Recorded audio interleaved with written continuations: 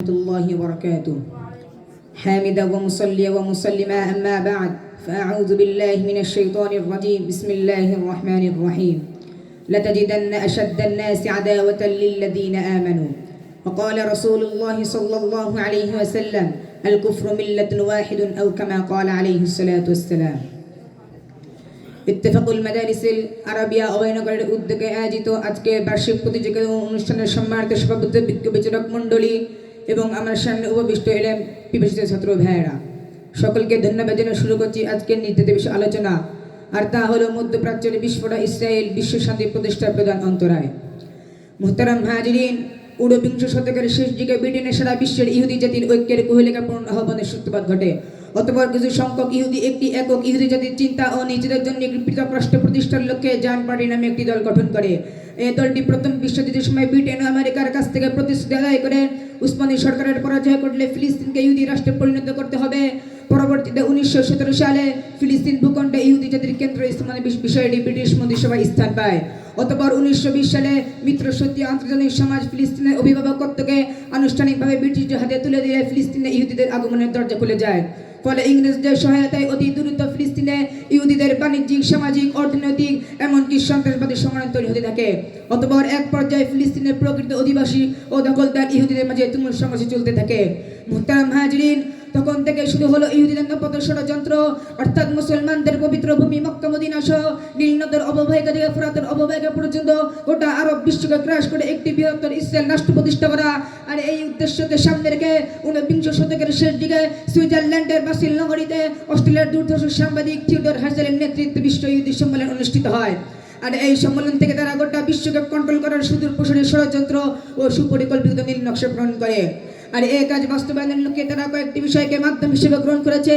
1 নম্বর শক্তিশালী গোয়েন্দা সংস্থা, 2 নম্বর মিডিয়া, 3 নম্বর অপসংস্কৃতির ছাইলাভ, 4 নম্বর শক্তিশালী শান্তিপূর্ণ রাষ্ট্রগুলোতে যুদ্ধ বাঁধিয়ে এক পক্ষে অস্ত্র দিয়ে সাহায্য সহযোগিতা করে যুদ্ধ দীর্ঘস্ত করার মাধ্যমে রাষ্ট্রের কাঠামোকে দুর্বল করে রাখা। মুহতারাম হাজিরিন, ইহুদিরা তাদের ষড়যন্ত্র বাস্তবায়নের লক্ষ্যে সারা বিশ্ব বিস্তার করে রেখেছে অনেক শক্তিশালী গোয়েন্দা সংস্থা। আর এসবের মাঝে অন্যতম হলো মোসাদ, MI ইত্যাদি। এসব সংস্থার কাজ হলো প্রতিটি রাষ্ট্রে অনুপ্রবেশ করে বিভিন্ন রাষ্ট্রের মাঝে মারামারি, হানাহানি, কাটাকাটি এমনকি সাম্প্রদায়িকতা উস্কে দেওয়া। তাদের বিশেষ অন্যতম আরেকটি কাজ হলো পৃথিবীর 2 সংখ্যাগরিষ্ঠ জাতি খ্রিস্টান ও মুসলমানদের মাঝে শত্রুতা সুবিশাল প্রাচীর দাঁড় করিয়ে দেওয়া। আর এর জন্য তারা প্রথম হাতিয়ার হিসেবে গ্রহণ করেছে বিশ্ব মানবতার মুক্তির দূত মহানবী সাল্লাল্লাহু আলাইহি ওয়াসাল্লামের কটূক্তি করা। মুহতারাম হাজিরিন, পৃথিবীর প্রায় 90% মিডিয়া তাদের হাতে, যেমন ইপিওপি, এএফপি এসব ইহুদির কন্ট্রোলে। এছাড়া বিশ্বের অন্যতম প্রধান সংবাদ সংস্থা রয়টার্সের প্রতিষ্ঠাতা জুলিয়াস রয়টার একজন কুখ্যাত ইহুদি। মুহতারাম হাজিরিন, সারা বিশ্বে অশান্তি সৃষ্টিকারী অবৈধ রাষ্ট্র ইসরায়েল মধ্যপ্রাচ্য বিস্ফোরা হয়ে জেগে বসে আছে। শুধু মধ্যপ্রাচ্য নয়, গোটা গোড়া পৃথিবীতে অশান্তি সৃষ্টি করে রেখেছে। বিশেষ করে মুসলিম রাষ্ট্রগুলোর জন্য কোনোভাবে শান্তিতে থাকতে না পারে সেজন্য মধ্যপ্রাচ্যের বিস্ফোরা রাষ্ট্র ইসরায়েল তা সহ্য করে চলেছে। মুহতারাম হাজিরিন, ভাবতেও অবাক লাগে, ইউরোপ, আমেরিকা, ফ্রান্স সহ বড় রাষ্ট্রগুলো বিশ্ব সন্ত্রাসী ইসরায়েলের সাথে হাত মিলিয়ে এই সকল সন্ত্রাসী কার্যক্রমগুলোকে বৈধতা দিয়ে তারা আরও সাহায্য সহযোগিতা করে চলেছে। সুতরাং যে সমস্ত বড় রাষ্ট্রগুলো বিশ্ব সন্ত্রাসী ইসরায়েলের সাথে হাত মিলিয়ে মুসলিম রাষ্ট্রগুলোকে ধ্বংস করে দিতে চায়, আমি তাদেরকে সুস্পষ্ট ভাষায় বলতে চাই, যদি তোমরা বিশ্ব সন্ত্রাসী ইসরায়েলের সাথে হাত মিলিয়ে মুসলিম রাষ্ট্রগুলো নতুন করে চক্রান্ত ষড়যন্ত্র করার চেষ্টা করো, যদি তোমরা মুসলিম রাষ্ট্রগুলো অশান্তি সৃষ্টি করার চেষ্টা করো, তাহলে তোমাদের অস্তিত্বকে পৃথিবীর মানচিত্র থেকে দূরীসাত করে দেওয়া হবে ইনশাআল্লাহ।